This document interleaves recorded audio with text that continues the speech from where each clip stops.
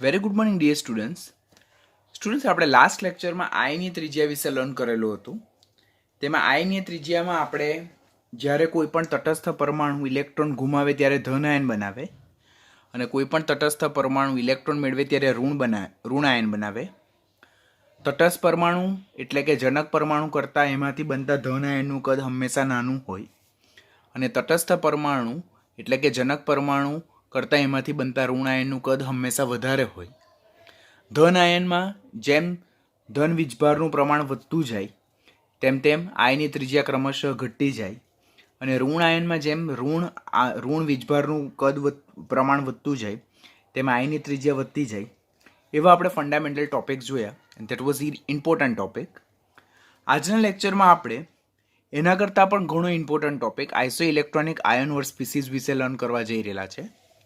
તમે previous યરના કોમ્પિટિટિવના question paper જુઓ, એઆઈપીએમટી NEET, AIIMS, જુદી જુદી સ્ટેટની એન્ટ્રન્સ એક્ઝામ, જેઈ મેઇન ઓર જેઈ એડવાન્સ, તો આ જે ટોપિક જે છે તેના રિલેટેડ એ લોકો ખાસ ફોકસ કરે છે.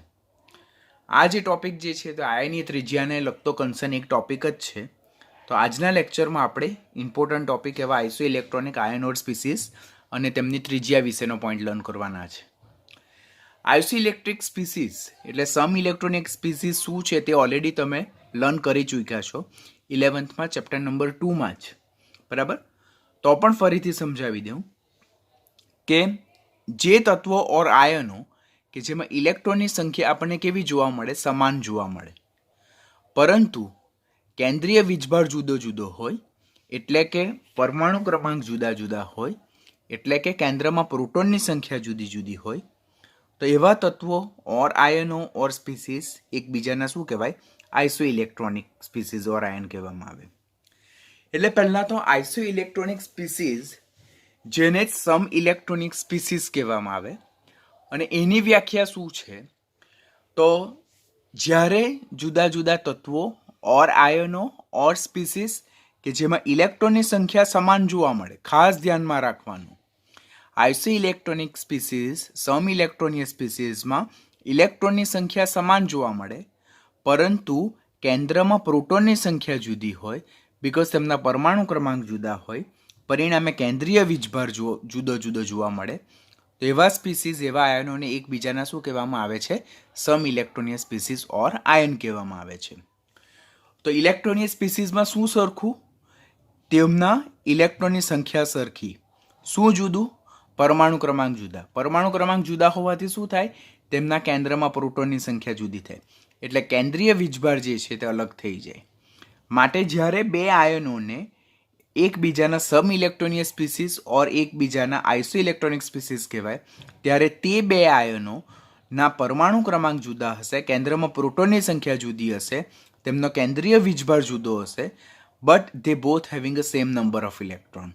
એ બંનેમાં ઇલેક્ટ્રોનની સંખ્યા કેવી જોવા મળતી હશે, સરખી જોવા મળતી હશે. તો એવા સ્પીસીઝને આપણે આઇસો ઇલેક્ટ્રોનિક સ્પીસીઝ ઓર સમ ઇલેક્ટ્રોનિક સ્પીસીઝ ઓર આયન્સ કહે છે. પહેલાં તો આ વ્યાખ્યા આપણને ફંડામેન્ટલ ખબર પડી જવી જોઈએ.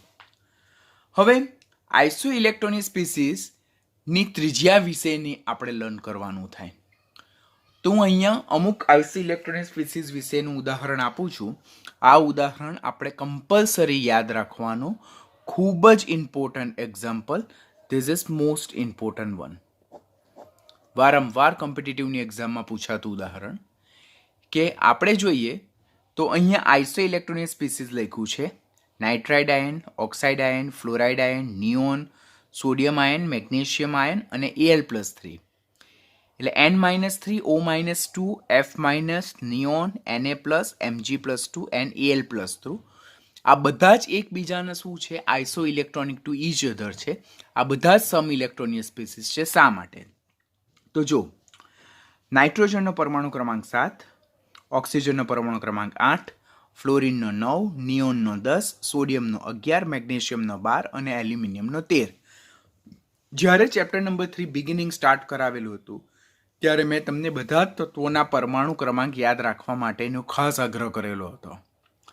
તત્વોને તેમના સમૂહમાં અને આવર્તમાં પ્રોપર અરેન્જ કરવા માટેની ટ્રીક પણ આપેલી હતી અને યાદ રાખવાનું પણ આગ્રહ રાખેલો હતો કે જો તત્વો તેમના પરમાણુ ક્રમાંક નહીં યાદ રહી શકાતા હોય કયા આવર્તમાં કયા સમૂહમાંનું તત્વ છે તે યાદ નહીં રહી શકતું હોય તો આપણા માટે આ ચેપ્ટર ડિફિકલ્ટ બની જાય. એટલે ફર્સ્ટ એન્ડ મોસ્ટ ઇમ્પોર્ટન્ટ કે જુદા જુદા તત્વો કયા સમૂહમાં કયા આવર્તમાં કયા વિભાગમાં આવેલા છે તે આપણને કમ્પલસરી યાદ રહેવું જરૂરી છે અને સાથે સાથે તેમના પરમાણુ ક્રમાંક અનુસાર તેમની ગોઠવણી તમને કરતા આવડવું જોઈએ. બિકોઝ એ એટલું ફંડામેન્ટલ ટોપિક છે કે એ જો તમને સમજ પડી જાય તો આ ટોપિક નહીં આના પછીના ચેપ્ટરના બીજા ટોપિક પણ તમારા માટે ઇઝી થઈ જશે. તો એને પહેલાં તમે પરફેક્ટલી ડાયજેસ્ટ કરી નાખજો. તો કોઈ પણ આયન હોય પરંતુ એમાં જે મૂળભૂત તત્વ છે તેનો પરમાણુ ક્રમાંક તો હંમેશા સરખો જ રહે. હવે પરમાણુ ક્રમાંક જેટલો હોય તેટલા જ કેન્દ્રમાં પ્રોટોન હોય એટલે એટલો જ કેન્દ્રીય ધન વીજભાર હોય. તો N-3નો કેન્દ્રીય વીજભાર 7, ઓક્સાઇડ O-2નો 8, ફ્લોરાઇડનો 9, નિયોનનો 10, સોડિયમનો 11, મેગ્નેશિયમ આયનનો 12, એલ્યુમિનિયમ આયનનો 13.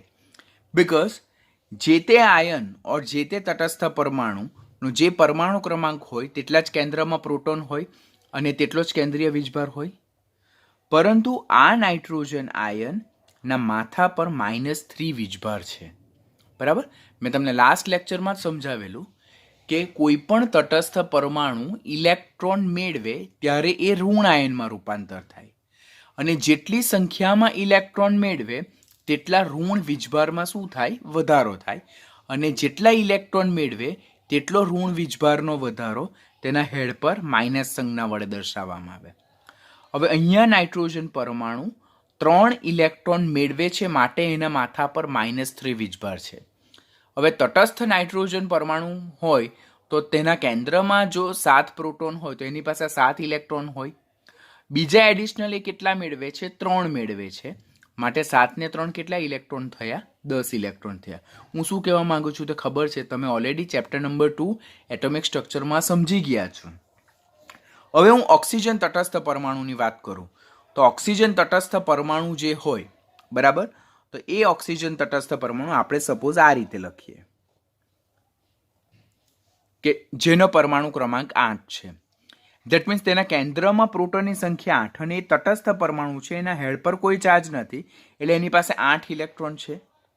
હવે જ્યારે એ 2 ઇલેક્ટ્રોન મેળવે છે તો એના હેડ પર ચાર્જ કેટલો આવી જાય? O-2 આવી જાય.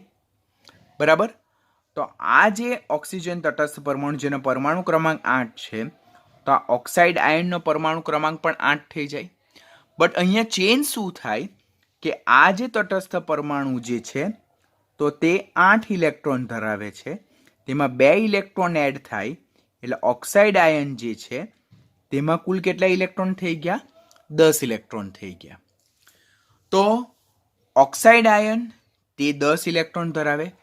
એવી જ રીતે તટસ્થ ફ્લોરિન પરમાણુ જેનો પરમાણુ ક્રમાંક 9 છે તો એની પાસે 9 ઇલેક્ટ્રોન હોય અને 1 ઇલેક્ટ્રોન મેળવે બિકોઝ હેડ પર ચાર્જ જો -1 છે. ધેટ મીન્સ એણે એડિશનલી 1 ઇલેક્ટ્રોન મેળવ્યો તો એનામાં 10 ઇલેક્ટ્રોન થઈ ગયા. નિયોનનો તો પરમાણુ ક્રમાંક 10 છે, તટસ્થ પરમાણુ છે તો તેના કેન્દ્રમાં જેટલા પ્રોટોન છે તેટલા જ એની પાસે ઇલેક્ટ્રોન હશે. સોડિયમ જે છે, હવે ધન આયનમાં શું જોયેલું કે તટસ્થ પરમાણુ જેટલી સંખ્યામાં ઇલેક્ટ્રોન ગુમાવે છે તેટલો ધન વીજભારમાં વધારો થાય. હવે અહીંયા હું લખું સોડિયમની એક ઉદાહરણ આપું તો સોડિયમ જેનો પરમાણુ ક્રમાંક 11 છે. 11 છે એટલે એના કેન્દ્રમાં પ્રોટોનની સંખ્યા કેટલી છે? 11 છે અને એની પાસે ઇલેક્ટ્રોનની સંખ્યા કેટલી? 11 ઇલેક્ટ્રોન ધરાવે બિકોઝ આ તટસ્થ પરમાણુ છે, જો એના હેડ પર કોઈ ચાર્જ નથી. હવે એ Na+ રૂપાંતર પામે 1 ઇલેક્ટ્રોન ગુમાવીને. અહીંયા જેટલા ઇલેક્ટ્રોન એ ગુમાવશે તેટલા એના ધન વીજભારમાં વધારો થશે. બરાબર, બિકોઝ ઇલેક્ટ્રોન એ ઋણ સ્પીસીસ છે તો જેટલું ઋણ સ્પીસીસ જેટલી સંખ્યામાં ઋણ સ્પીસીસ દૂર થાય તેટલો હેડ પર ધન વીજભારમાં વધારો થાય. હવે અહીંયા ઇનિશિયલી જે સોડિયમ પરમાણુ છે which is neutral in test, બરાબર, તો એની પાસે 11 ઇલેક્ટ્રોન છે. હવે 1 ઇલેક્ટ્રોન ગુમાવે છે, બરાબર, તો 1 ઇલેક્ટ્રોન ગુમાવે તો હવે એની પાસે કેટલા ઇલેક્ટ્રોન બચ્યા? 10 ઇલેક્ટ્રોન બચ્યા. આમ સોડિયમ આયન પણ 10 ઇલેક્ટ્રોન ધરાવે, એવી જ રીતે મેગ્નેશિયમ આયન પણ 10 ઇલેક્ટ્રોન ધરાવે અને એલ્યુમિનિયમ આયન પણ 10 ઇલેક્ટ્રોન ધરાવે બિકોઝ તટસ્થ એલ્યુમિનિયમના કેન્દ્રમાં 13 પ્રોટોન તો એની પાસે 13 ઇલેક્ટ્રોન હશે હવે 3 ઇલેક્ટ્રોન ગુમાવે છે બીકોઝ હેડ પર ચાર્જ જો +3 છે, તો હેડ પર ચાર્જ +3 છે, ધેટ મીન્સ પહેલાં એની પાસે 13 હતા, હવે એણે 3 ગુમાવ્યા, તો એ બાકી કેટલા રહ્યા? 10 છે. તો અહીંયાથી પહેલાં ફંડામેન્ટલ્સ તમારે શું યાદ રાખવાનું થાય કે કોઈ પણ તટસ્થ પરમાણુ જેટલી સંખ્યામાં ઇલેક્ટ્રોન મેળવે છે તેટલો તેના હેડ પર ઋણ ચાર્જમાં વધારો થાય. જો 3 ઇલેક્ટ્રોન મેળવે તો હેડ પર -3, 2 ઇલેક્ટ્રોન મેળવે તો -2, 1 ઇલેક્ટ્રોન મેળવે તો -1, અને જેટલી સંખ્યામાં ઇલેક્ટ્રોન ગુમાવે તેટલા એના ધન વીજભારમાં વધારો થાય. જો 1 ઇલેક્ટ્રોન ગુમાવે તો Na+, 2 ઇલેક્ટ્રોન ગુમાવે તો Mg+2, 3 ઇલેક્ટ્રોન ગુમાવે તો Al+3. તો જો જુદા જુદા તત્વોના પરમાણુ ક્રમાંક યાદ હોય તો તેમાંથી બનતા જે આયનો હોય જુદા જુદા તે કેટલી સંખ્યામાં ઇલેક્ટ્રોન ધરાવે છે તે આપણું જાણવાનું, લખવાનું, સમજવાનું સરળ બની જાય. હવે અહીંયા જો કે આ બધા જ આયનો જે છે તો તેમના પરમાણુ ક્રમાંક જુદા જુદા છે. એ બધાના કેન્દ્રમાં પ્રોટોનની સંખ્યા જુદી જુદી છે, બધાના જ કેન્દ્રમાં ધન વીજભાર જુદો જુદો છે, બટ બધા જ સમાન સંખ્યામાં ઇલેક્ટ્રોન ધરાવે છે. તો આ બધા જ સ્પીસીસ એકબીજાના શું કહી શકાય? આઇસો ઇલેક્ટ્રોનિક સ્પીસીસ કહેવાય. આઇસો ઇલેક્ટ્રોનિક સ્પીસીસ એટલે શું? કે જેના પરમાણુ ક્રમાંક જુદા હોય, જેમના કેન્દ્રમાં પ્રોટોનની સંખ્યા જુદી હોય, જેમના કેન્દ્રીય વીજભાર જુદા હોય, but they all having same number of electron, જે બધામાં ઇલેક્ટ્રોનની સંખ્યા સમાન હોય, તો તેવા સ્પીસીસને એકબીજાના આઇસો ઇલેક્ટ્રોનિક સ્પીસીસ કહેવામાં આવે. હવે આ જે આઇસો ઇલેક્ટ્રોનિક સ્પીસીસ છે તેની આયની ત્રિજ્યા વિશેનું અહીંયા વેલ્યુ આપેલા છે, પણ એ આપણે લેટર ઓન એક ટોપિક લર્ન કરીએ ત્યાર પછી જોઈએ. જે આઇસો ઇલેક્ટ્રોનિક સ્પીસીસ જે છે બરાબર, તો એ આઇસો ઇલેક્ટ્રોનિક સ્પીસીસ કે જેમાં ઇલેક્ટ્રોનની સંખ્યા સમાન છે પરંતુ કેન્દ્રીય વીજભાર કેવા છે? જુદા જુદા છે. તો આઇસો ઇલેક્ટ્રોનિક સ્પીસીસ કે જેઓ સમાન સંખ્યામાં ઇલેક્ટ્રોન ધરાવે છે પરંતુ જુદી જુદી સંખ્યામાં કેન્દ્રમાં ધન વીજભાર ધરાવે છે, તો તેવા આઇસો ઇલેક્ટ્રોનિક સ્પીસીસમાં જેમ કેન્દ્રીય ધન વીજભારનું મૂલ્ય વધતું જાય તેમ તેમ કેન્દ્ર દ્વારા ઇલેક્ટ્રોન પ્રત્યેનું આકર્ષણ કેવું થતું જાય? વધતું જાય. ઇન શોર્ટ, જે ઇફેક્ટિવ ન્યુક્લિયર ચાર્જ છે, અસરકારક કેન્દ્રીય વીજભાર છે, તેનું મૂલ્ય વધતું જાય અને પરિણામે આયનીય ત્રિજ્યા ક્રમશઃ કેવી થતી જાય છે? ઘટતી જાય છે. માટે આઇસો ઇલેક્ટ્રોનિક સ્પીસીસ માટે આયનીય ત્રિજ્યા એ તેના કેન્દ્રીય વીજભારની માત્રામાં કેવા પ્રમાણમાં છે? વ્યસ્ત પ્રમાણમાં. ખાસ ઇમ્પોર્ટન્ટ યાદ રાખવાનું. આઇસો ઇલેક્ટ્રોનિક સ્પીસીસમાં જેમ કેન્દ્રીય વીજભારનું મૂલ્ય વધતું જાય તેમ કેન્દ્ર દ્વારા ઇલેક્ટ્રોન પર લાગતું આકર્ષણ બળ વધતું જાય. જો કેન્દ્ર દ્વારા ઇલેક્ટ્રોન પર લાગતું આકર્ષણ વધતું જાય તો ત્રિજ્યા સંકોચાતી જાય, પરિણામે આયનીય ત્રિજ્યા ક્રમશઃ ઘટતી જાય.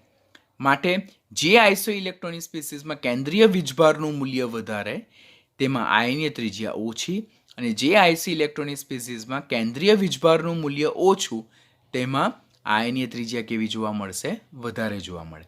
એટલે they both are inversely proportional to each other. આ વધારે તો આ ઓછું, આ ઓછું તો આ વધારે. એના બેઝ પરથી તમારે આ રિલેશન યાદ રાખશો તો તમારા માટે ઇઝી થઈ જશે. Now will again come to the main table કે આ બધા જ એકબીજાના આઇસો ઇલેક્ટ્રોનિક છે. શા માટે? બિકોઝ તે બધા જ સમાન સંખ્યામાં ઇલેક્ટ્રોન ધરાવે છે. સમાન સંખ્યામાં ઇલેક્ટ્રોન ધરાવે તો શું થઈ ગયું? પરંતુ તેમના કેન્દ્રમાં પ્રોટોનની સંખ્યા જુદી છે બિકોઝ તે બધાના પરમાણુ ક્રમાંક જુદા જુદા છે. હવે કેન્દ્રમાં પ્રોટોનની સંખ્યા જુદી હોય તો કેન્દ્રમાં વીજભાર કેવો હોય? જુદો જુદો હોય. કેન્દ્રમાં વીજભાર જુદો જુદો હોય પણ બધામાં ઇલેક્ટ્રોનની સંખ્યા કેવી થાય? સરખી થાય.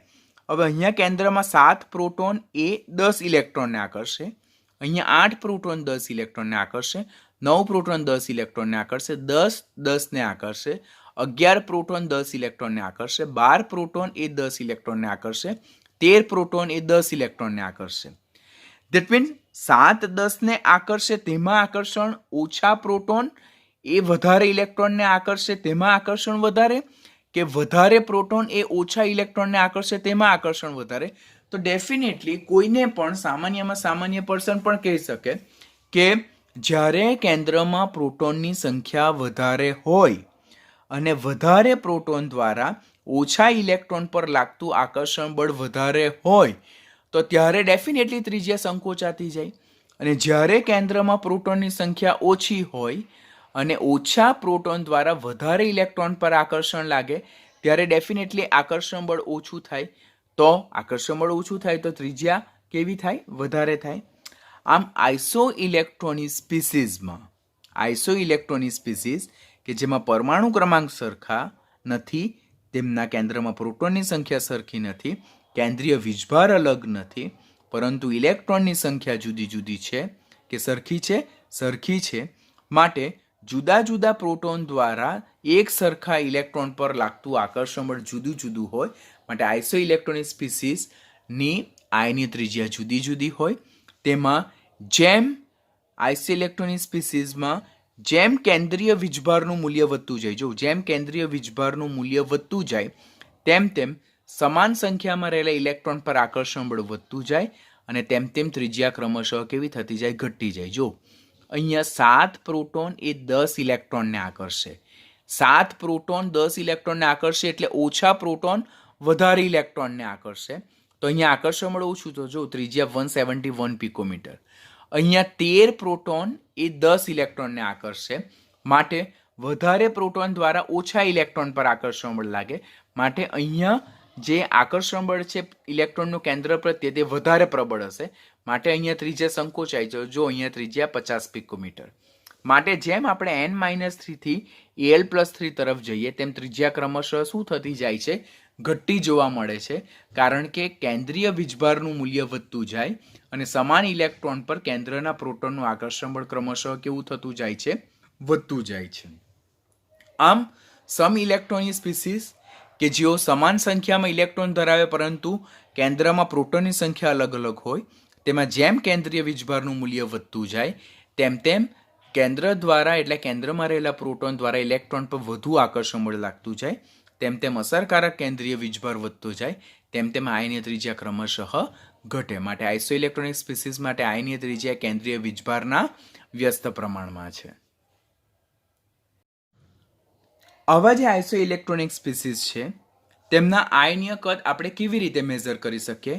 તો તેમના આયનીય કદ તેમના પરમાણુ ક્રમાંક અપોન ઇલેક્ટ્રોનની સંખ્યાના ગુણોત્તર દ્વારા સમજાવી શકાય, જેને Z/E નો રેશિયો કહેવાય. તો આપણને જ્યારે પહેલાં તો એમ પૂછવામાં આવે કે આપેલ તત્વો એ આઇસો ઇલેક્ટ્રોનિક સ્પીસીસ છે કે નહીં, તો પહેલાં આપણને શું ખબર પડવી જોઈએ? તેમના પરમાણુ ક્રમાંક. જો 4 તત્વો આપેલા હોય ને તે લોકો આઇસો ઇલેક્ટ્રોનિક છે કે નહીં તે આપણને પૂછે તો પહેલાં આપણને એમના પરમાણુ ક્રમાંક ખબર હોવા જોઈએ. પરમાણુ ક્રમાંકને આધારે તેમના કેન્દ્રમાં પ્રોટોનની સંખ્યા જાણી શકાય. એટલે આપણને આ ખબર પડી જાય. અને જેટલો માથા પર ધન વીજભાર વધારે તેટલા ઇલેક્ટ્રોન એણે ગુમાવેલા હશે અને જેટલા માથા પર ઋણ વીજભાર વધારે તેટલા સંખ્યામાં એણે ઇલેક્ટ્રોન મેળવેલા હશે. એના બેઝ પરથી જે તે સ્પીસીસમાં ઇલેક્ટ્રોનની સંખ્યા પણ જાણી શકાય અને એ અનુસાર Z/E નો ગુણોત્તર કરવાનો અને એના બેઝ પરથી આપણે આઇસો ઇલેક્ટ્રોનિક સ્પીસીસના આયનીય કદ ઇઝીલી સરળતાથી કેલ્ક્યુલેટ કરી શકીએ. આ જે આઇસો ઇલેક્ટ્રોનિક સ્પીસીસનું કદ જે છે તો આ Z/E ના ગુણોત્તરના મૂલ્યના વ્યસ્ત પ્રમાણમાં છે. બરાબર. Z/E ના ગુણોત્તરનું મૂલ્ય તે નથિંગ બટ જે ઇફેક્ટિવ ન્યુક્લિયર ચાર્જ છે એટલે કે ઇલેક્ટ્રોન પર લાગતું કેન્દ્રનું આકર્ષણ બળ છે તે જ છે. જેમ આ ગુણોત્તરનું મૂલ્ય વધારે તેમ આઇસો ઇલેક્ટ્રોનિક સ્પીસીસનું કદ ઓછું. જેમ આનું મૂલ્ય ઓછું તેમ આઇસો ઇલેક્ટ્રોનિક સ્પીસીસનું કદ કેવું છે? વધારે થશે. આપણે અત્યારે જે એક્ઝામ્પલ જોયું તેને જ આપણે ફરીથી રિફર કરશું. તો આપણે અહીંયા જોયા કે n-3 O-2 F- Ne Na+, Mg+2 અને Al+3 તો આ બધા જ એકબીજાના શું છે? આઇસો ઇલેક્ટ્રોનિક સ્પીસીસ છે. હવે નાઇટ્રોજનનો પરમાણુ ક્રમાંક 7, ઓક્સિજનનો 8, ફ્લોરિનનો 9, નિયોનનો 10, સોડિયમનો 11, મેગ્નેશિયમનો 12 અને એલ્યુમિનિયમનો 13 મને યાદ છે. બરાબર. તો એ મેં અહીંયા રાઇટ કર્યો છે. હવે આ જે છે તો તેના પરમાણુ ક્રમાંક કેટલો હોય તો એના કેન્દ્રમાં પ્રોટોનની સંખ્યા એટલી જ થાય. કોઈ પણ સ્પીસીસ હોય, કોઈ પણ પરમાણુ હોય તે ગમે તેટલા ઇલેક્ટ્રોન મેળવે ઓર ગમે તેટલા ઇલેક્ટ્રોન ગુમાવે તો પણ તેનો પરમાણુ ક્રમાંક બદલાતો નથી. એટલે કે તેના કેન્દ્રમાં પ્રોટોનની સંખ્યા શું થાય છે? બદલાતી નથી. તે આપણે પહેલાં યાદ રાખવાનું થાય. હવે અહીંયા મારી પાસે n-3 છે તો અહીંયા નાઇટ્રોજન જેનો પરમાણુ ક્રમાંક 7 છે, તો પહેલા નાઇટ્રોજન હતો. હવે ઇલેક્ટ્રોનની સંખ્યા તમને કેલ્ક્યુલેટ કરતા આવડવી જોઈએ કે આ તટસ્થ નાઇટ્રોજન પરમાણુ છે જેનો પરમાણુ ક્રમાંક 7 છે. એટલે આ કેટલા ઇલેક્ટ્રોન ધરાવે છે? 7 ઇલેક્ટ્રોન ધરાવે છે. હવે એમાંથી મને m આપ્યું n-3. તો n-3 તો એનો પરમાણુ ક્રમાંક તો કેટલો રહેવાનો? 7 રહેવાનો જ. હવે 7 રહેવાનો તો એની પાસે 7 ઇલેક્ટ્રોન તો છે જ. માથા પર ચાર્જ કેટલો છે? -3. એટલે એણે એડિશનલ કેટલા ઇલેક્ટ્રોન મેળવ્યા હશે? 3 ઇલેક્ટ્રોન મેળવ્યા હશે. તો 7 ને 3 કેટલા થયા? 10 ઇલેક્ટ્રોન થયા. બરાબર. તો જુદા જુદા તત્વોના પરમાણુ ક્રમાંકને આધારે પહેલા તેમના કેન્દ્રમાં પ્રોટોનની સંખ્યા એટલે આપણે Z જાણવું જરૂરી બને, અને જેટલો વીજભાર ઋણ વધારે તેટલા ઇલેક્ટ્રોન મેળવેલા હશે અને જેટલો ધન વીજભાર વધારે તેટલા ઇલેક્ટ્રોન ગુમાવેલા હશે. તો તેના બેઝ પરથી આપણે ઇલેક્ટ્રોનની સંખ્યા ફાઇન્ડ કરવાની. હવે કોઈ મને પૂછે કે Al+3 માં કેટલા ઇલેક્ટ્રોન, તો પહેલા હું લખું કે તટસ્થ એલ્યુમિનિયમ પરમાણુ જે છે તેનો પરમાણુ ક્રમાંક કેટલો છે? 13 છે. એટલે 13 છે એટલે કે કેન્દ્રમાં 13 પ્રોટોન ધરાવે, તો એ તટસ્થ છે માટે એ કેટલા ઇલેક્ટ્રોન ધરાવતું હશે? 13 ઇલેક્ટ્રોન ધરાવતું હશે. હવે એમાંથી હું લખું છું Al+3 આયન. તો એનો પરમાણુ ક્રમાંક એટલે એના કેન્દ્રમાં પ્રોટોનની સંખ્યા તો બદલાવાની નથી. તો એના કેન્દ્રમાં પ્રોટોનની સંખ્યા બદલાવાની નથી એટલે ધેટ મીન્સ એની પાસે 13 ઇલેક્ટ્રોન તો છે જ, પણ એના માથા પર -3 છે, આ +3 છે. ધેટ મીન્સ એણે કેટલા ઇલેક્ટ્રોન ગુમાવ્યા હશે? એણે 3 ઇલેક્ટ્રોન ગુમાવ્યા હશે. તો Al+3 કુલ કેટલા ઇલેક્ટ્રોન ધરાવે છે? 10 ઇલેક્ટ્રોન ધરાવે છે. તો આમ જુદા જુદા તત્વોના પરમાણુ ક્રમાંક પહેલા તમને યાદ રહેવા જોઈએ. એના બેઝ પરથી કેન્દ્રમાં પ્રોટોનની સંખ્યા તમને ખાસ યાદ રહેવી જોઈએ, અને ઇલેક્ટ્રોનની સંખ્યા કેવી રીતે ફાઇન્ડ થાય તે આવડવું જોઈએ. કારણ કે પરમાણુના પરમાણુ ક્રમાંક યાદ હોય તો તેના કેન્દ્રમાં પ્રોટોનની સંખ્યા યાદ હોય તો તટસ્થ પરમાણુ એટલા ઇલેક્ટ્રોન તો ધરાવતું હોય જ, તે કન્ફર્મ થઈ જાય. માથા પર જેટલો માઇનસ વીજભાર તેટલા ઇલેક્ટ્રોન મેળવેલા હશે, જેટલો ધન વીજભાર તેટલા ઇલેક્ટ્રોન ગુમાવેલા હશે. તેના બેઝ પરથી ઇલેક્ટ્રોનની સંખ્યા ફાઇન્ડ કરી નાખવાની. ત્યારબાદ Z/E નો ગુણોત્તર ફાઇન્ડ કરો. Z/E નો ગુણોત્તર એટલે શું? પરમાણુ ક્રમાંક ડિવાઇડેડ બાય ઇલેક્ટ્રોન. તો અહીંયા 7/10 તો 0.7. આમ જુદા જુદા તત્વોના પરમાણુ ક્રમાંક અને છેદમાં ઇલેક્ટ્રોનની સંખ્યાનો ગુણોત્તર આપણે કર્યો. તો જો n-3 થી Al+3 તરફ જતા જો Z/E નો રેશિયો ક્રમશઃ વધતો જાય છે. 0.7, 0.8, 0.9, 1, 1.1, 1.2 and 1.3. હવે આયનીય ત્રિજ્યાને કમ્પેર કરશું આપણે. તો અહીંયા 0.7 છે Z/E નો ગુણોત્તર, જે ઓછો છે. જો આની કમ્પેરિઝનમાં ઓછો છે ત્યારે ત્રિજ્યા વધારે છે. અહીંયા Z/E નો ગુણોત્તર સૌથી કા વધારે છે ત્યારે ત્રિજ્યા કેવી છે? સૌથી કા ઓછી છે. એટલે એના બેઝ પરથી આપણે શું નક્કી કરી શકીએ કે જેમ આપણે નાઇટ્રાઇડ આયન એટલે n-3 થી Al+3 સમ ઇલેક્ટ્રોનિક સ્પીસીસમાં જોઈએ, તેમ જેમ જેમ પરમાણુ ક્રમાંક વધતો જાય કેન્દ્રમાં પ્રોટોનની સંખ્યા વધતી જાય. બરાબર. ઇલેક્ટ્રોનની સંખ્યા તો બધામાં સમાન જ છે બીકોઝ એ બધા સમ ઇલેક્ટ્રોનીય છે. તેમ કેન્દ્રમાં રહેલા વધુ પ્રોટોન દ્વારા સમાન સંખ્યામાં ઇલેક્ટ્રોન જે છે તેના પર આકર્ષણ બળ વધતું જાય, અસરકારક કેન્દ્રીય વીજભાર વધતો જાય, Z/E ના ગુણોત્તરનું મૂલ્ય વધતું જાય, તેમ તેમ આયનીય ત્રિજ્યા ક્રમશઃ કેવી થતી જાય છે? ઘટી જાય છે. માટે આજે આપણે સમ ઇલેક્ટ્રોનીય સ્પીસીસ જોયું તો એની આયનીય ત્રિજ્યાનો ક્રમ કેવો છે? n-3. નાઇટ્રાઇડ આયનનું કદ સૌથી વધારે, ત્યાર પછી ઓક્સાઇડ આયન, ત્યાર પછી ફ્લોરાઇડ આયન, ત્યાર પછી નિયોન, ત્યાર પછી સોડિયમ પ્લસ, ત્યાર પછી Mg+2 ને ત્યાર પછી Al+3. This is very most important. વારંવાર નીટમાં ક્વેશ્ચન પૂછાય છે અને સ્ટુડન્ટ્સ ટેક્સ્ટબુકમાંથી વાંચશો તો they have given very short data કે જેના બેઝ પરથી કદાચ કન્સેપ્ટ ક્લિયર કરતા અને ટફ MCQ સોલ્વ કરતાં તમને ડેફિનેટલી પ્રોબ્લેમ થશે. તો હું જે વિડીયો લેક્ચરમાં જેટલું કન્ટેન્ટ કરાવું છું તેટલું પરફેક્ટ કરતા જજો, બિકોઝ નીટ માટે એટલું તો તમને કમ્પલસરી જરૂરિયાત પડવાની જ છે. હું કોઈ પણ વસ્તુ એટલી એક્સ્ટ્રા કરાવું છું કે જે તમને કોમ્પિટિટિવ માટે જરૂરી હોય, એનાથી વધારે કોઈ પણ એક્સ્ટ્રા કન્ટેન્ટ કરાવતો નથી. તો હંમેશા હું જેટલું એક્સ્ટ્રા કરાવું તેટલો તમારે કમ્પલસરી કરવાનું રહેશે નીટ સ્ટુડન્ટ માટે. તો આમ આપણે ફરીથી ટેબલના ડેટાને જો જોઈ લઈએ તો નાઇટ્રાઇડ આયનથી Al+3 તરફ જતા તત્વોના પરમાણુ ક્રમાંક વધતા જાય, કેન્દ્રમાં પ્રોટોનની સંખ્યા વધતી જાય, પરંતુ બધા સમાન સંખ્યામાં ઇલેક્ટ્રોન ધરાવે, પરંતુ બધામાં Z/E નો ગુણોત્તર જુદો જુદો હશે. પરિણામે બધાની ત્રિજ્યા કેવી છે? જુદી હશે. જેમાં Z/E નો ગુણોત્તર ઓછો તેમાં ત્રિજ્યા વધારે, જેમાં Z/E નો ગુણોત્તર વધારે તેમાં ત્રિજ્યા ઓછી, કારણ કે Z/E નો ગુણોત્તર અને આની ત્રિજ્યા એકબીજાના વ્યસ્ત પ્રમાણમાં છે.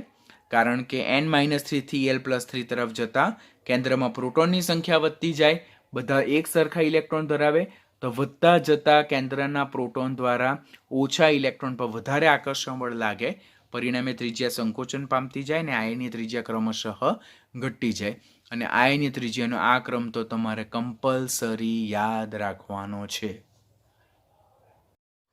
આ જ આઇસો ઇલેક્ટ્રોનિક સ્પીસીસ જે છે તેને બીજા એક ઉદાહરણ દ્વારા જો જોઈએ તો આપણો કન્સેપ્ટ વધારે ક્લિયર થશે. These are also very important. જેમ પહેલામાં આપણે જોયું તેમ આ બધા પણ આઇસો ઇલેક્ટ્રોનિક સ્પીસીસ છે. ફોસ્ફાઇડ, સલ્ફાઇડ, ક્લોરાઇડ, આર્ગન, ત્યાર પછી પોટેશિયમ, કેલ્શિયમ આયન, સ્કેન્ડિયમ+3 આયન, આ બધા આઇસો ઇલેક્ટ્રોનિક છે. કેમ? કારણ કે બધાના પરમાણુ ક્રમાંક જો અલગ અલગ છે. 15, 16, 17, 18, 19, 20 અને 21 પરમાણુ ક્રમાંક જુદા જુદા માટે કેન્દ્રમાં પ્રોટોનની સંખ્યા અને કેન્દ્રીય વીજભાર કેવા છે? અલગ અલગ છે.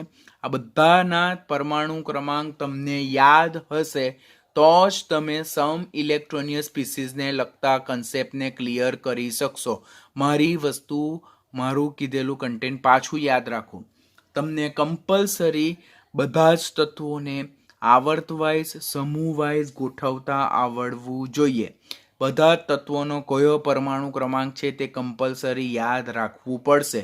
પરમાણુ ક્રમાંક યાદ રહેશે તો કેટલા ઇલેક્ટ્રોન છે એ જે સ્પીસીસ છે તેમાંથી બનતા ધન આયન ઓર ઋણ આયન કેટલી સંખ્યામાં ઇલેક્ટ્રોન ધરાવતા હશે તેનું કેલ્ક્યુલેશન સરળ બનશે.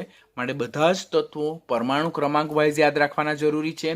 કયા સમૂહ કયા આવર્તમાં આવેલા છે, કયા વિભાગમાં આવેલા છે તે યાદ રાખવાનું ખૂબ જ કમ્પલસરી જરૂરી છે. એટલા માટે આવર્ત કોષ્ટકને મેં બહુ ડિટેલમાં શીખવાડેલું છે તમને. હવે આ જે ફોસ્ફરસ આયન જે છે, ફોસ્ફરસ જે છે તો તેનો પરમાણુ ક્રમાંક 15, એટલે એના કેન્દ્રમાં 15 ઇલેક્ટ્રોન તો છે જ. હવે એના હેડ પર જો ચાર્જ -3 છે, દેટ મીન્સ એણે 3 ઇલેક્ટ્રોન મેળવેલા છે. તો ઓલરેડી 15 તો હતા જ, હવે 3 મેળવ્યા તો 18 થઈ ગયા. આની પાસે ઓલરેડી 16 તો હતા જ, એણે 2 મેળવ્યા એટલે 18 થઈ ગયા. આની પાસે ઓલરેડી 17 ઇલેક્ટ્રોન તો હતા જ, 1 મેળવ્યો એટલે 18 થઈ ગયા. આ તો તટસ્થ પરમાણુ છે એટલે એના કેન્દ્રમાં જેટલા પ્રોટોન છે તેટલા જે ઇલેક્ટ્રોન ધરાવે છે. પોટેશિયમ જેના પરમાણુ ક્રમાંક 19 છે એટલે એની પાસે 19 ઇલેક્ટ્રોન તો હતા જ, 1 ઇલેક્ટ્રોન એણે ગુમાવ્યો કારણ કે હેડ પર ચાર્જ +1 છે. જેટલો માથા પર +1 ચાર્જ તેટલા ઇલેક્ટ્રોન તટસ્થ પરમાણુમાંથી દૂર થયા એવું સમજવાનું. સમજાવું આ રીતે કે આ તટસ્થ પોટેશિયમ છે જેનો પરમાણુ ક્રમાંક કેટલો છે? 19 છે. તો ધેટ મીન્સ એની પાસે કેટલા ઇલેક્ટ્રોન છે? 19 ઇલેક્ટ્રોન છે. હવે એમાંથી આ પોટેશિયમ આયન બને છે, બરાબર? તો એના કેન્દ્રમાં પ્રોટોનની સંખ્યા તો સરખી જ હશે, બરાબર? પરંતુ માથા પર ચાર્જ +1 છે, અહીંયા 19 ઇલેક્ટ્રોન હતા, આ +1 ચાર્જ એટલે 1 ઇલેક્ટ્રોન એને ગુમાવ્યો હશે. તો માટે અહીંયા એની પાસે કેટલા ઇલેક્ટ્રોન થઈ ગયા? 18 ઇલેક્ટ્રોન થઈ ગયા. તો આ રીતે ઇલેક્ટ્રોનની સંખ્યા તમને કેલ્ક્યુલેટ કરતા આવડવી જોઈએ. તટસ્થ પરમાણુના કેન્દ્રમાં જેટલા પ્રોટોન તેટલા જ ઇલેક્ટ્રોન, જેટલો માથા પર વીજભાર વધારે તેટલી ઇલેક્ટ્રોનની સંખ્યા ઓછી થતી જાય તટસ્થ પરમાણુમાંથી. તો એવી જ રીતે કેલ્શિયમ આયન જેનો પરમાણુ ક્રમાંક 20, તો એની પાસે 20 ઇલેક્ટ્રોન તો હતા જ, માથા પર ચાર્જ +2 એટલે એને 2 ઇલેક્ટ્રોન ગુમાવ્યા હશે તો હવે 18. એવી રીતે સ્કેન્ડિયમ કે જે 21માં પરમાણુ ક્રમાંક ધરાવતું ત્રીજા સમૂહનું તત્વ છે કે જે ચોથા આવર્તમાં આવેલું છે, તો તે પણ 21 ઇલેક્ટ્રોન ધરાવે પણ માથા પર ચાર્જ +3 એટલે એ 18 ઇલેક્ટ્રોન ધરાવે છે. આમ આ બધા જ એકબીજાના આઇસો ઇલેક્ટ્રોનિક છે. આ પણ તમારે કમ્પલસરી યાદ રાખવાનું છે નીચેનામાંથી કોણ આઇસો ઇલેક્ટ્રોનિક છે, કોણ આઇસો ઇલેક્ટ્રોનિક નથી, એને લગતા ક્વેશ્ચન તમને વારંવાર પૂછાય છે, તો આ પણ તમારે કમ્પલસરી યાદ રાખવાનું થશે. તો આ બધાના પરમાણુ ક્રમાંક જુદા, કેન્દ્રમાં પ્રોટોનની સંખ્યા જુદી, કેન્દ્રીય વીજભાર જુદા, પરંતુ તેમના ઇલેક્ટ્રોનની સંખ્યા બધામાં કેવી છે? સરખી છે. That's why they all are isoelectronic species to each other. હવે બધામાં આપણે Z/E નો ગુણોત્તર શોધીએ તો આ Z છે અને આ ઇલેક્ટ્રોનની સંખ્યા છે, તો 15/18 કરો તો 0.83. એવી જ રીતે અહીંયા જોઉં તો as we move from P-3 to scandium +3 ion, જો Z/E નો ગુણોત્તર ક્રમશઃ કેવો થતો જાય છે? વધતો જાય છે. હવે આપણે અત્યારે શું યાદ રાખ્યું કે Z/E નો ગુણોત્તર જો વધારે તો ત્રિજ્યા ઓછી, માટે P-3 જે છે આયન, ફોસ્ફાઇડ આયન, તેનો Z/E નો ગુણોત્તર સૌથી કા ઓછો, આ બધામાં જો સૌથી કા ઓછો ફોસ્ફાઇડ આયનનો છે તો તેની ત્રિજ્યા સૌથી કા વધારે. જ્યારે સ્કેન્ડિયમ +3 આયનનું Z/E નો ગુણોત્તર સૌથી કા વધારે, તેની ત્રિજ્યા સૌથી કા ઓછી. કારણ કે જે આયનની ત્રિજ્યા છે સમ ઇલેક્ટ્રોનિક સ્પીસીસમાં આયનીય ત્રિજ્યા જે છે તો તે Z/E ના ગુણોત્તરના વ્યસ્ત પ્રમાણમાં છે. એટલે જેનો Z/E નો ગુણોત્તર સૌથી ઓછો તેની આયનીય ત્રિજ્યા સૌથી કા વધારે, બીકોઝ તેના ઇલેક્ટ્રોન પર કેન્દ્રના પ્રોટોન દ્વારા લાગતું આકર્ષણ ઓછું હશે, અને જેના Z/E નો ગુણોત્તર સૌથી કા વધારે હશે તેના ઇલેક્ટ્રોન પર કેન્દ્રના પ્રોટોન દ્વારા લાગતું આકર્ષણ વધારે હશે. જો અહીંયા 21 પ્રોટોન 18 ઇલેક્ટ્રોનને, એટલે વધુ પ્રોટોન ઓછા ઇલેક્ટ્રોનને આકર્ષે, માટે અસરકારક કેન્દ્રીય વીજભાર વધારે, ઇલેક્ટ્રોન પર લાગતું આકર્ષણ વધારે, એટલે Z/E નો રેશિયો વધારે, માટે ત્રિજ્યાની સૌથી ઓછી. અહીંયા 15 પ્રોટોન 18 ઇલેક્ટ્રોનને આકર્ષે, ઓછા પ્રોટોન વધારે ઇલેક્ટ્રોનને આકર્ષે, માટે અહીંયા ઇલેક્ટ્રોન પર લાગતું આકર્ષણ બળ ઓછું, માટે ઇફેક્ટિવ ન્યુક્લિયર ચાર્જ, અસરકારક કેન્દ્રીય વીજભાર ઓછો, માટે Z/E નો રેશિયો ઓછો, તો એની ત્રિજ્યા વધારે હશે. તો આ ત્રિજ્યાનો ક્રમ તમારે કમ્પલસરી યાદ રાખવાનો. અગાડીનું ઉદાહરણ પણ કમ્પલસરી તમારે યાદ રાખવાનું, 10-15 વખત લખી કાઢો ને એ સિક્વન્સ યાદ રાખો. આ તેવી જ રીતે આ સિક્વન્સ પણ 15 વખત લખીને મોડે કરી દેવ, બીકોઝ મેક્સિમમ MCQમાં આ સિક્વન્સ તમને કામ લાગવાની છે. આમ જેમ આપણે phosphide ion to scandium ion તરફ જઈએ તેમ ઇલેક્ટ્રોનની સંખ્યા તો સમાન રહી, because they all are isoelectronic to each other, પરંતુ પરમાણુ ક્રમાંક વધે કારણ કે તેમના પરમાણુ ક્રમાંક જુદા છે. તો કેન્દ્રમાં પ્રોટોનની સંખ્યા વધતી જાય, માટે કેન્દ્ર દ્વારા ઇલેક્ટ્રોન પ્રત્યેનું આકર્ષણ વધે, કારણ કે ઇફેક્ટિવ ન્યુક્લિયર ચાર્જ જે અસરકારક કેન્દ્રીય વીજભાર છે તે વધતો જાય, માટે ત્રિજ્યા સંકોચાતી જાય અને આયનની ત્રિજ્યા ક્રમશઃ શું થતી જાય છે? ઘટતી જાય છે. જો અહીંયા આપણને રીતસરનું દેખાય છે કે જેમ Z/E નો ગુણોત્તર વધતો જાય તેમ કેન્દ્રના પ્રોટોન દ્વારા ઇલેક્ટ્રોન પર લાગતું આકર્ષણ બળ વધતું જાય, તેમ ત્રિજ્યા ક્રમશઃ શું થતી જાય છે? સંકોચાતી જાય છે. તો these are the thing that we are going to discuss for isoelectronic species. તો આ ત્રિજ્યાનો ક્રમ કેમ વધતો હોય, કેમ ઓછો, કોની સાથે કયો રિલેશન, તે તમારે કમ્પલસરી યાદ રાખવાનું રહેશે. તો આજના લેક્ચરમાં આપણે આઇસો ઇલેક્ટ્રોનિક સ્પીસીસ વિશેનું કન્સેપ્ટ લર્ન કર્યું છે કે આઇસો ઇલેક્ટ્રોનિક સ્પીસીસ શું છે, કેવા સ્પીસીસ, કેવા આયનો એકબીજાના આઇસો ઇલેક્ટ્રોનિક બની શકે, તેમનામાં કેન્દ્રમાં પ્રોટોનની સંખ્યા કેવી હોય, ઇલેક્ટ્રોનની સંખ્યા કેવી હોય, પછી આઇસો ઇલેક્ટ્રોનિક સ્પીસીસ હોય તેમની ત્રિજ્યા સરખી હોય or જુદી જુદી હોય, અને આઇસો ઇલેક્ટ્રોનિક સ્પીસીસના આયનો માટે ત્રિજ્યા કેવી રીતે કેલ્ક્યુલેટ કરી શકાય, તો તેના વિશેનો કન્સેપ્ટ આજે આપણા આજના લેક્ચરમાં જોયો છે. નેક્સ્ટ લેક્ચરમાં આ જે કન્સેપ્ટ છે તેના બેઝ પરથી આપણે ઇમ્પોર્ટન્ટ નીટ માટેના MCQ સોલ્વ કરશું, અમુક એક્સરસાઇઝ સોલ્વ કરશું. એના બેઝ પરથી આપણને એકચ્યુઅલ આઈડિયા આવશે કે આઇસો ઇલેક્ટ્રોનિક સ્પીસીસને એકબીજા સાથે કેવી રીતે અરેન્જ કરી શકાય, અને તેમની ત્રિજ્યાને ચડતા ઉતરતા ક્રમમાં કયા આઇસો ઇલેક્ટ્રોનિક સ્પીસીસની ત્રિજ્યા વધારે, કોની ઓછી, તેના રિલેટેડનો કન્સેપ્ટ આપણે નેક્સ્ટ લેક્ચરમાં જોઈશું. પરંતુ નેક્સ્ટ લેક્ચરની એક્સરસાઇઝ આપણે જોઈએ તે પહેલાં આજનો લેક્ચરનો કન્સેપ્ટ તમારા માઇન્ડમાં એકદમ પરફેક્ટલી ક્લિયર થઈ ગયેલો હોવો જોઈએ, તો જ તમે નેક્સ્ટ લેક્ચરમાં એક્સરસાઇઝને સારી રીતે સોલ્વ કરી શકો. તો આઇસો ઇલેક્ટ્રોનિક સ્પીસીસ એટલે કે જેમના કેન્દ્રમાં પ્રોટોનની સંખ્યા જુદી, પરમાણુ ક્રમાંક જુદા, કેન્દ્રમાં ધન વીજભારનું મૂલ્ય જુદું, પરંતુ તેઓ સમાન સંખ્યામાં એ ઇલેક્ટ્રોન ધરાવે છે આવા સ્પીસીસની એકબીજાને આઇસો ઇલેક્ટ્રોનિક સ્પીસીસ કહેવાય. આઇસો ઇલેક્ટ્રોનિક સ્પીસીસમાં જેમ કેન્દ્રીય ધન વીજભાર એટલે કે પરમાણુ ક્રમાંક એટલે કે પ્રોટોનની સંખ્યા વધતી જાય તેમ તેમ સમાન ઇલેક્ટ્રોન પર લાગતું આકર્ષણ બળ વધતું જાય, તેમ તેમ Z/E નો રેશિયો ક્રમશઃ વધતો જાય, તેમ તેમ આયનીય ત્રિજ્યા ક્રમશઃ ઘટી જાય છે. તો આટલું કન્સેપ્ટ આપણે માઇન્ડમાં ફિટ કરીએ. આજના કન્સેપ્ટને ધ્યાનથી લર્ન કરજો, તો એના બેઝ પરથી નેક્સ્ટ લેક્ચરની એક્સરસાઇઝ આપણે ખૂબ સારી રીતે સોલ્વ કરી શકશું.